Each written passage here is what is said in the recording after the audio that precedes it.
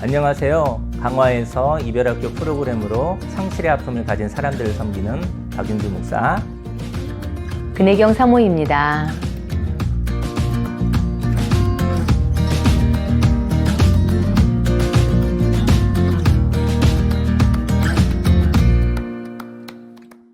지난번에는 좋은 후회인 격려를 받아 자유케 되는 이야기를 나누었었지요. 오늘은 과거를 어떻게 하면 자연스럽게 떠나보낼 수 있을까라는 이야기를 해보려고 해요. 만일 과거에 격려할 이야기가 많다면 격려를 하면 되겠지요. 하지만 과거를 볼 때 내가 싫어서 자꾸 나쁘다고 잘못했다고 말하고 싶은 내가 있다면 나는 너무나 괴로울 것 같습니다. 내 안에 내가 나를 싫어한다면 내가 그 싫은 나를 내쫓아야 되겠지요. 그래서 나는 나와 항상 싸워야 하기에 내가 사는 삶은 지치는 것입니다. 내 안에 평화가 없는 것이지요. 오늘은 과거에 대한 이야기를 하고 싶어요. 목사님, 과거를 어떻게 하면 자연스럽게 떠나보낼 수 있을까요? 예, 그렇습니다. 과거를 자연스럽게 떠나보내려면 과거와 트러블이 없어야 합니다. 다시 말해 과거와 싸우면 안 된다는 것이죠. 그렇다면 오늘 저는 과거를 바라볼 때 과거가 어떤 그림일까 먼저 생각해 보기 원합니다. 그리고 그 그림이 어떠하냐에 따라 오늘 과거를 다루는 태도가 다르다는 것이죠. 그 태도에 따라 자연스럽기도 하고 싸우기도 한다는 것입니다. 그렇군요. 그럼 과거를 향한 그림이 사람마다 다르다는 이야기인가요? 분명 과거는 지금 없는데 그 과거를 바라보는 이미지에 따라 오늘을 살아가는 삶의 방식이 다르다고 들려요. 그럼 목사님, 과거를 바라보는 그림을 설명해 주시겠어요? 네, 저는 과거를 바라보는 그림 중 세 가지의 그림을 소개할까 합니다. 그 세 가지는 첫째로 과거를 버려야 할 쓰레기, 둘째로 사기꾼에게 속은 것, 세 번째로 낡아버린 명품 옷으로 바라보는 것입니다. 하지만 사람은 바쁘게 살아 과거의 사건이 있었지만 그 사건을 해석하지 않는다는 것입니다. 그래서 과거를 어떻게 다루어야 할지 모른다는 것이죠.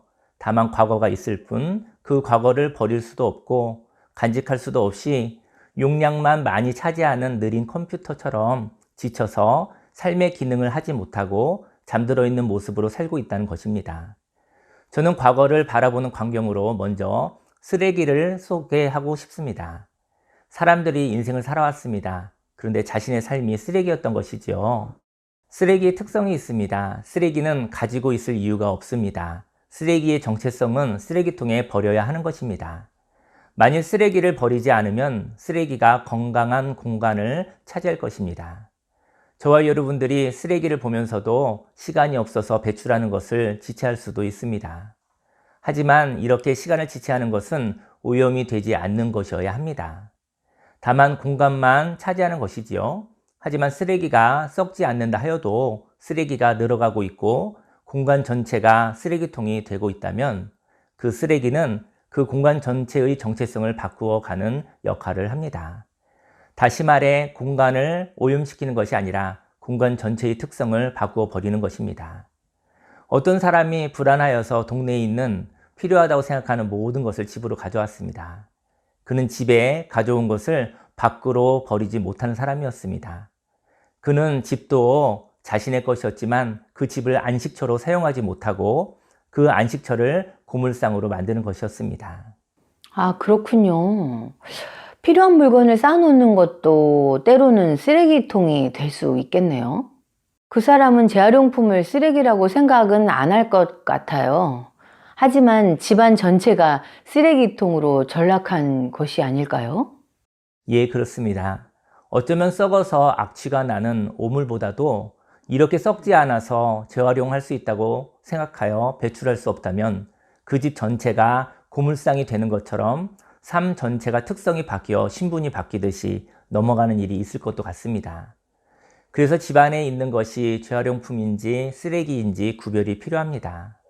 만일 저와 여러분들이 악취가 나는 쓰레기처럼 급격하게 악화되어 고통스러워 삶의 변화를 가질 수 있다면 응급조치에 의하여 새로운 삶을 살아갈 수 있을 것입니다. 반면 인생에 재활용품이 많아 서서히 처지고 있다면 변화의 가능성은 없어지고 만성으로 그의 형질이 바뀌어 버릴 것입니다. 그래서 저와 여러분들의 생각이 쓰레기인지 재활용품인지 구별이 필요합니다. 그리고 결국은 오랜 시간 재활용이 되지 않는다면 그것 또한 쓰레기라는 것을 알아야 합니다. 우리에게는 언젠가는 사용할 것이라는 재활용품이 있습니다. 이 재활용품은 미련과도 같은 것이죠. 만일 이 재활용품이 1년 이상 그대로 있다면, 아니 몇 년을 그대로 있다면 이것은 재활용할 수 있는 자리로 옮겨야 합니다. 그런데 아무도 그것을 재활용하지 않는다면 쓰레기가 되어진 것입니다. 그렇군요. 미련이 쓰레기가 되었다는 것이군요. 물론 재활용품에도 시간이 필요하겠죠. 아마도 유통기간 같은 것일 것 같아요. 유통기간 동안 재활용할 수 있지만 그 기간을 지나서 쓸 수 없다면 쓰레기가 된다는 것이지요. 목사님, 내가 가진 것이 미련인지 아닌지 알려면 어느 시간 동안 새로운 자리를 찾지 못하고 있는 나를 보면 되겠네요. 만일 그렇다면 과감하게 정리를 해야겠어요. 그렇습니다. 자기가 가진 것이 재활용품인지 쓰레기인지 분별하는 시간 동안만 함께하는 것이죠. 그리고 더 이상 자리를 찾지 못한다면 쓰레기를 버리듯이 미련을 버려야 합니다. 그리고 분별해서 악취가 나고 부패가 시작된 확실한 쓰레기라면 즉각적으로 버려야만 합니다. 그렇다면 어떻게 쓰레기를 버리는 것일까요? 지금까지 바라본 광경이 쓰레기라면 방향을 바꾸어 그 광경을 보지 않는 것이 쓰레기를 버리는 것입니다. 만일 방향을 바꾼다면 이제까지 바라보았던 세상과 이별하는 것이지요. 그리고 바라봄으로 생긴 생각과 감정도 함께 새로운 생각과 새로운 감정으로 바뀌는 것입니다. 마태복음 3장 2절 말씀에 회개하라 천국이 가까이 왔느니라 라고 말하듯이 새로운 세상, 하늘의 세상이 가까이 온 것입니다. 그리고 방향을 바꾼 후 걸어갈 때 새로운 세상을 경험하며 살아가는 것입니다. 그렇군요. 오늘의 삶을 쓰레기로 해석할 수 있다면 마음을 바꾸어서 살면 되겠는데요. 그러면 마음을 바꾸는 것이 힘들지 않잖아요. 집안에 지저분한 것이 여기저기 있다고 생각되면 빨리 정리해야겠죠. 그리고 더 나아가 냄새가 난다면 당장 쓰레기를 버리러 나가야겠죠. 이렇게 인생의 미련을 쓰레기로 생각할 수 있다면 마음 바꾸는 일은 신선한 공기를 마시고 깨끗한 새하늘을 쳐다보는 것처럼 신나는 삶일 것 같아요. 그럼 목사님, 과거를 바라보는 광경이 두 가지가 더 있다고 하셨죠? 그 두 번째는 무엇인가요? 과거를 바라보는 광경으로 두 번째는 사기꾼과의 만남으로 생긴 배신입니다. 인생의 과거를 보니 악한 자를 만나서 사기를 당한 경우이지요. 나는 착하게만 살았는데, 나는 순수하게 살고 의심하지 않으며 손해본다 하여도 믿고 살았는데 나를 이용하다니 라는 억울함과 배신의 분노가 있습니다. 그래서 이제는 믿음으로 살아온 삶이 밉고 의심하며 살아가야 한다는 생각을 해봅니다. 그리고 아무도 믿지 않으며 살아가려고 하니 나를 배반하지 않은 나만 믿으며 살아가야 할 것 같습니다. 만일 마음을 약하게 먹어 나를 속이는 자에게 의존한다면 악한 자는 나의 삶을 도둑질하고 죽이고 멸망시키려고 할 것입니다. 그래서 정신을 똑바로 차리고 사기꾼이 다가오지 않도록 해야 합니다. 그리고 나도 모르게 사기꾼이 내 곁에 있어서 냉정하게 거절하지 못하는 나에게 부당한 요구를 한다면 그 거짓에 아니요 라고 말하여야 합니다. 이렇게 사기꾼이 내 곁에 있는 것은 참으로 위험한 일입니다. 그리고 사기꾼의 거짓말을 분별하지 못하고 철석같이 믿어버린 것은 생각이 귀신에 사로잡힌 것과도 같습니다.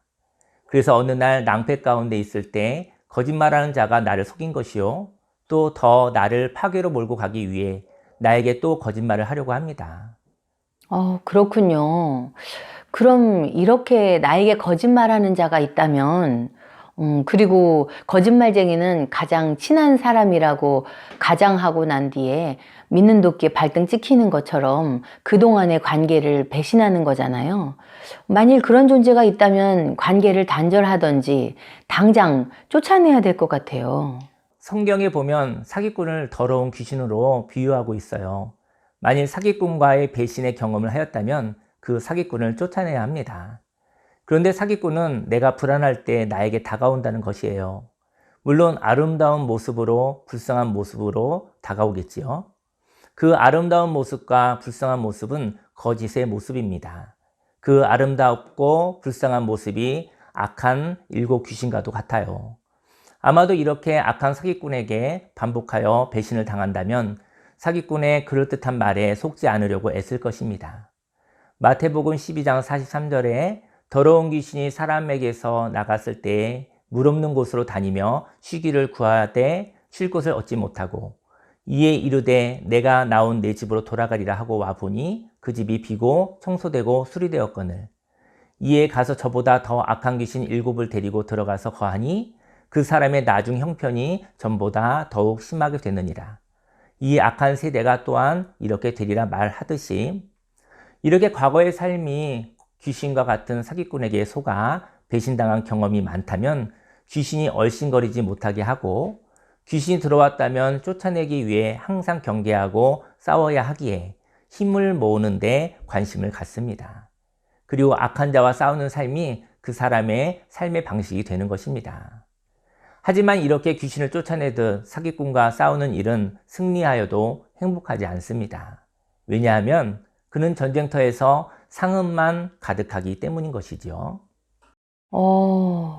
승리해도 행복하지 않다는 말이 저의 마음에 다가와요. 인생은 전쟁터잖아요. 그런데 그 전쟁에서 이겨도 아픔과 슬픔이 많겠군요. 그렇다면 인생을 사기꾼에게 속지 않으려고 또 나의 배려와 긍휼을 이용하여 더 악한 일을 하려는 악한 자를 내쫓으려고 싸우는 삶을 그만해야겠다는 생각을 해보게 되네요. 인생을 전쟁으로만 살아가는 것이 또 하나의 사기극이라는 생각이 들어요. 불행할 수밖에 없는 광경인데요. 그럼 목사님, 과거를 바라보는 광경으로 마지막 이야기가 있다고 하였죠? 그 이야기를 부탁드려요. 그 이야기가 우리를 행복하게 하는 광경이었으면 좋겠네요. 예, 맞습니다. 제가 소개할 광경은 인생을 행복하게 하는 광경이에요. 저는 과거의 풍경으로 빛바랜 낡은 명품 옷을 소개하고 싶습니다. 인생은 명품 중에 명품이지요. 왜냐하면 희소성을 넘어 저와 여러분의 인생은 영원 전부터 영원 후까지 하나밖에 없는 고유한 것이기 때문입니다. 그런데 그 명품과 같은 인생이 희로애락을 통하여 상실되어 간다는 것이지요. 물론 명품 옷에 빛이 발할 때 너무나 속상하겠지요. 그리고 낡아져서 더 이상 오늘 입기에는 어색하기도 하고 경우에 맞지 않는다면 그 사실을 받아들이기 힘들 것 같습니다. 사람은 왕년에 나는 이랬어 하는 이야기가 누구나 있다고 합니다. 그런데 이렇게 과거의 영광을 가진 사람들이 과거를 떠나보내지 못하고 오늘 과거의 영광의 그림자로 살아간다고 합니다. 만일 앞에서 소개한 것처럼 인생을 쓰레기로 본다면 쓰레기통에 버리는 것처럼 과거는 정리하기가 쉬울 것입니다. 그리고 또 사기꾼에게 배신당한 경험이 있다면 이때 또한 싸워서 쫓아내면 될 것입니다. 그런데 빛바랜 낡은 명품 옷이 자신의 과거라면 이 소중한 보물을 어떻게 버릴 수 있으며 쫓아낼 수 있을까요? 아마도 명품인 자신을 향하여 어떤 행위도 할 수 없고 그 보물이 사라져가며 속상해하며 아무 일도 할 수 없을 겁니다. 저는 명품인 자신을 향하여 고마움으로 떠나보내라고 말씀드리고 싶습니다. 네. 고마움이라고요? 고마운데 어떻게 떠나보낼 수 있다는 거죠? 고마우면 그 명품인 과거를 껴안고 살아가고 싶지 않을까요? 어떻게 그 영광스러운 모습을 떠나보낼 수 있을까요? 저 같으면 더 붙잡고 싶지, 떠나보내고 싶지 않을 것 같아요. 떠나보냄이란 안식을 의미합니다. 인생의 전반전에 살았던 모습에 대한 고마움이 있을 때 쉬게 할 수 있습니다. 저는 고마움을 설명하고 싶어요. 어떤 사람이 외딴 곳에 이사를 갔습니다. 그런데 친절한 이웃이 갓 이사 온 사람에게 선물을 주는 겁니다. 아마도 이웃이 되었으니 사이좋게 지내자는 사인이겠지요? 그래서 첫째 날에는 햅쌀도 가져다 줍니다. 그리고 그 다음 날에는 김치를 담았다고 가져다 줍니다. 또 과일이 풍성하다고 함께 나누어 먹자고도 합니다. 그리고 불편한 것이 없냐고 친절하게 물어보고요. 그래서 용기 내어 공구를 빌려달라고 했더니 기쁘게 빌려주며 또 필요한 것이 없냐고 웃어줍니다. 이러한 친절에 이사 온 사람이 고맙습니다 라고 말하였습니다. 그런데 고맙다고 말한 뒤 덧붙여 앞으로 필요한 것이 많습니다. 저에게 열심히 계속 돈도 주십시오. 또 곡물이 생기면 추가적으로 또 꼭 주시고요. 가을 추수 때 고추 농사도 지으시던데 고춧가루도 열심히 가져다 주십시오. 우리 집에 필요한 것이 참 많으니 계속 많이 가져다 주십시오 라고 말하였습니다. 이것이 고마운 사람의 태도일까요? 저는 새로운 사람이 친절한 이웃에게 고맙습니다. 충분합니다. 과하셨습니다. 당신의 수고와 따뜻함에 저희가 마음의 문을 활짝 열었습니다. 이제 우리는 친해졌으니 선물을 가져오지 않으셔도 됩니다. 감사한 마음으로 저희도 선생님께 선물을 드리고 싶습니다. 이제 선물을 그만하셔도 됩니다. 라고 말할 때 진정한 고마운 자의 태도일 것 같습니다. 우리는 과거를 살아왔습니다. 그런데 과거가 너무나 소중한 나머지 그 과거가 빛이 바래는 것을 견딜 수가 없습니다. 나의 인생의 전반전은 너무나 소중한 명품입니다. 그래서 조금씩 사라져갈 때 마음이 아픕니다. 그런데 상실이 다가올 때 그 상실을 막지 못한 나를 향하여 비난합니다. 왜 그 명품 옷이 빛이 바라고 낡도록 방치했냐고 말이지요. 인생에는 상실이 있습니다. 그 상실을 열심히 애써도 막을 수가 없습니다. 어쩌면 인생을 살아가면서 애쓰는 삶이 남아있는지도 모릅니다. 다만 애씀에도 불구하고 너무나 소중한 것이 사라지는 것을 막을 수가 없습니다. 인생 가운데 애썼었던 나가 명품인 것이지요. 그 애씀의 결과가 빛이 바래고 낡은 옷처럼 나타난 것입니다. 이제 빛바랜 명품 옷인 나를 고마움으로 안식하게 합니다. 나의 명품, 나의 전반전 수고했어요. 많이 애썼어요. 고마워요. 당신은 충분했어요. 이제 그만하여도 돼요. 안식하세요. 당신은 쉴 권리가 있답니다.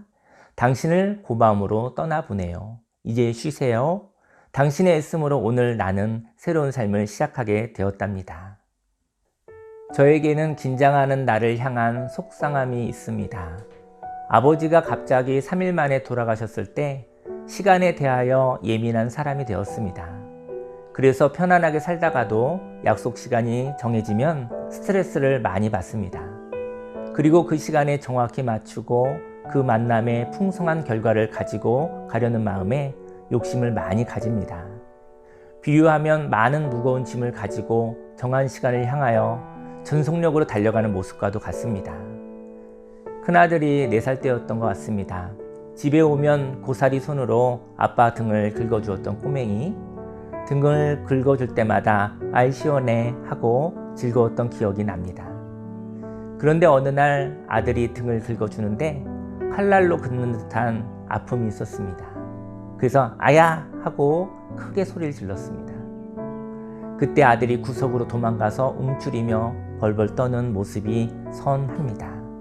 그때 아들에게 괜찮아, 아빠가 몸이 안 좋아서 그래. 아빠가 소리 지르는 것은 내 잘못이 아니란다라고 말하여야 했었는데 저는 그 놀란 모습을 그대로 내버려 두고 아무 말도 없이 지나갔습니다. 일산에 있는 어떤 교회에서 사역을 할 때였습니다. 교회에서 체육대회가 있었습니다. 그때 가족과 함께 와도 된다고 해서 아내와 아들 둘과 함께 참여했습니다. 체육대회가 끝나고 난 뒤 집으로 가는 중이었습니다. 그날 길이 많이 막혔습니다. 자동차 옆자리에 앉아있던 큰아들이 아빠, 이제 무서운 사람이 없어졌어요 라고 말했습니다. 저는 너무나 놀랐습니다. 아내에게 아들이 무서움에 떤다는 이야기를 들어본 적이 없었습니다. 저는 어린이집에서 누가 우리 아들을 괴롭히는 줄 알았습니다. 그래서 마음을 추스리고 난 뒤 아들아, 누가 너를 무섭게 하는데? 누구야? 언제부터야? 라고 물었습니다. 아들은 3년 전부터요 라고 이야기했습니다. 바쁘게만 살아왔는데 어린 7살짜리 아들이 3년 동안 아빠 모르게 괴롭힘을 당했다고 하니 얼마나 마음이 아팠는지 몰랐습니다. 저는 참 부드럽고 친절한 사람입니다. 그런데 시간이 정해지면 경직됩니다. 늦지 않으려고, 다른 사람을 기쁘게 하려고, 완벽하게 잘 하려고 합니다. 그래서 웃을 수가 없습니다. 마음의 여유 없음이 얼굴로 나타납니다. 그래서 잠깐 우연히 건드려도 폭발합니다. 마음을 다 쓰고 살았습니다. 그래서 가족을 돌볼 힘이 없었습니다. 나의 원색적인 모습이 바로 가족들이 보는 모습이었습니다. 저는 가족에게는 폭탄의 뇌관과도 같았던 것이지요. 사랑하는 가족과 교회 체육대회를 갔던 날, 저는 목회자로 참 많이 웃었습니다. 참 즐거운 날이니까요.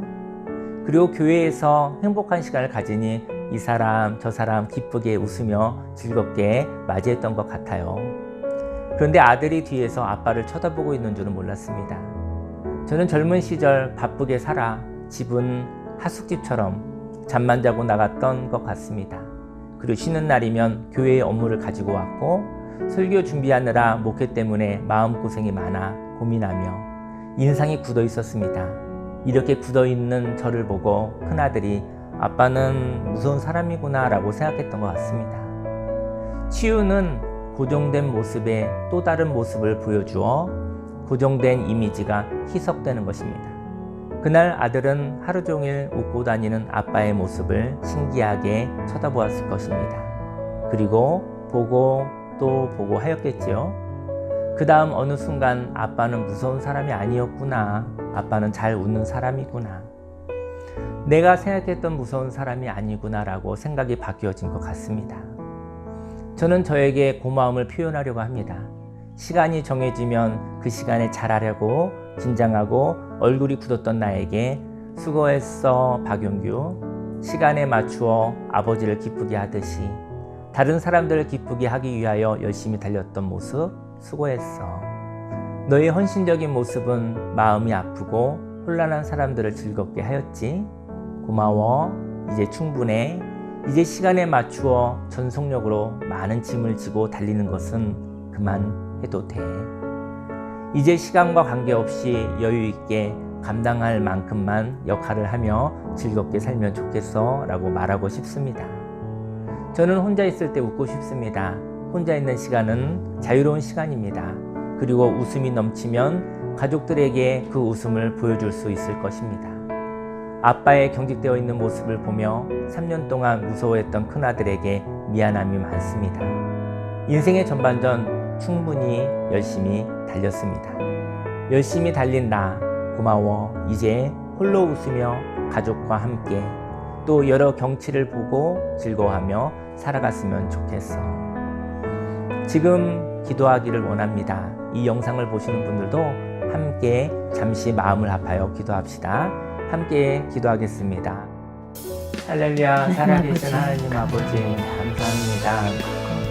인생을 살아가면서 과거를 바라보았을 때 냄새가 나고 악취가 나는 그런 쓰레기와 같은 감정이 있다고 한다면 미련이 없이 그 미련을 내려놓고 쓰레기를 버리듯이 과거를 떠나보게 하소서. 하나님 다른 방향을 보기 원합니다. 하늘의 방향을 바라보기 원합니다. 또 인생 가운데 사람들에게 속아 배신을 당했었던 경험이 있어서 배신당하면 안 된다고 정신을 똑바로 차려야 된다고 또 의심하고 또 살펴보고 두드려보고 이렇게 전쟁터에서 싸움을 싸우듯이 싸움을 하는 모습으로 살았다고 한다면 너무나 슬프고 힘든 삶을 살았던 것이지요. 하지만 하나님 아버지, 인생의 전반전은 너무나 소중한 날, 하나님 명품 옷, 낡아져 버린 빛이 바랜 그런 명품 옷과 같은 삶입니다. 그러한 애씀이 있었기 때문에 오늘이 있을 수 있었고 오늘 새로운 삶을 시작할 수가 있었습니다. 하나님 아버지, 이 새날을 주신 하나님 아버지, 인생의 전반전을 하나님 고마움으로 떠나보내게 하여 주옵시고, 하나님 아버지여, 인생의 과거를 아름답게 떠나보내고 새날을 살아가게 하여 주옵소서. 하나님 아버지, 감사를 드립니다. 예수님의 이름으로 기도했습니다. 아멘. 기도하겠습니다. 살아계신 하나님 아버지, 과거를 바라보았었을 때 하나님 보기 싫은 모습들, 쓰레기와 같은 모습들, 하나님 미련 갖지 아니하고 하나님 버리고 싶습니다. 하나님의 방향을 바라보고 하늘의 방향을 바라보고 광경을 바꾸고 싶습니다. 애써왔던 순간들, 하나님 인생을 열심히 살았지만 또 마음속에 배신을 당해 썩은 것과 같이 괴로움이 있었던 광경이 있었다고 한다면, 하나님 그래서 인생 가운데서 싸움하고 긴장하고 경쟁하고 그런 삶을 살았다고 한다면 하나님 그 삶도 하나님 떠나보내고 싶습니다. 하나님 인생의 전반전은 너무나 아름다운 삶이었습니다. 빛이 바랜 명품옷처럼 하나님 나의 삶은 명품이었습니다.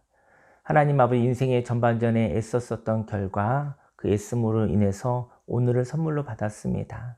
하나님 인생의 전반전을 좋아하게 하소서, 고마워하게 하소서, 아름다움으로 고마움으로 자연스럽게 떠나보내게 하여 주시고 그 결과 새롭게 시작한 오늘을 하나님 누리게 하여 주옵소서.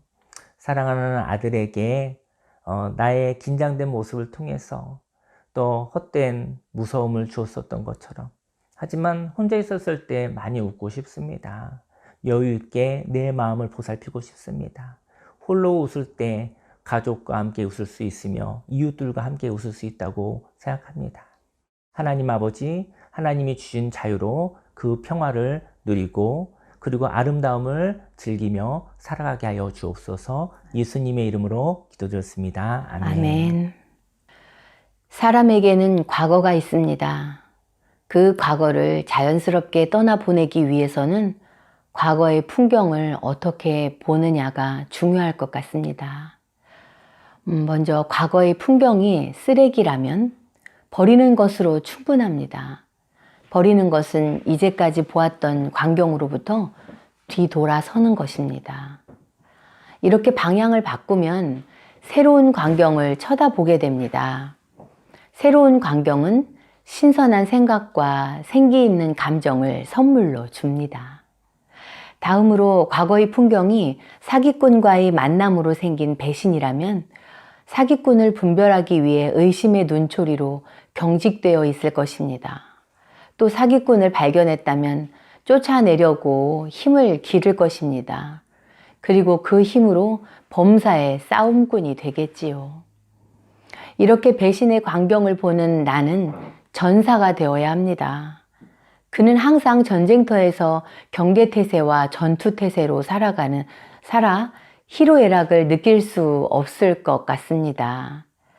그는 전쟁터에서 실패하면 또 자신을 실패했다고 비난할 것이고, 다행히 전투에서 승리하였다 하더라도 인생의 스토리가 싸운 기억밖에 없는 사람이 됩니다. 인생이 슬픈 것이지요. 마지막으로 과거의 풍경을 빛바랜 낡은 명품옷으로 본다면 오늘을 과거의 애씀으로 시작된 기회로 해석합니다. 과거를 볼 때마다 애쓴 모습을 봅니다. 그리고 애쓴 모습을 고마워합니다. 이제까지 애쓴 나에게 고마워함으로 이제 쉬셔도 돼요, 그만하여도 돼요 라고 말할 수 있습니다. 인생의 전반전은 결과로는 비교하여 속상할 수 있겠으나 애씀을 존중한다면 그 고마움이 과거를 놓아줄 수 있게 합니다. 저와 여러분들은 빛바랜 낡은 명품옷입니다. 인생의 전반전에 애쓴 나머지 지금은 낡아졌지만 그 낡음은 오늘을 잉태한 고마움의 흔적이지요. 과거는 지나갔습니다. 그리고 그 과거를 붙잡지 않습니다. 그 과거를 떠나보냅니다. 그 과거를 하나님께 드려 안식하게 합니다. 내 인생의 과거에게 수고했어요. 고마워요. 오늘도 과거로 지나가고 있어요. 오늘을 아름답게 지나가게 해요. 라고 말입니다. 그리고 새날을 선물로 받아 살아가기 원합니다. 오늘은 과거를 버리거나 싸우지 않고 자연스럽게 풀어놓아 지나가게 하기 위하여 고마움으로 바라보아야 함을 나누었습니다. 과거가 고맙다면 과거가 일하지 않고 안식하게 됩니다. 과거는 고마움으로 자연스럽게 지나가고 오늘은 선물로 다가옵니다. 다음 시간에는 고마움의 이야기를 시작해 보려고 합니다. 내가 나에게 어떻게 하면 고마워할 수 있을까요? 다음 시간에 뵙겠습니다. 감사합니다.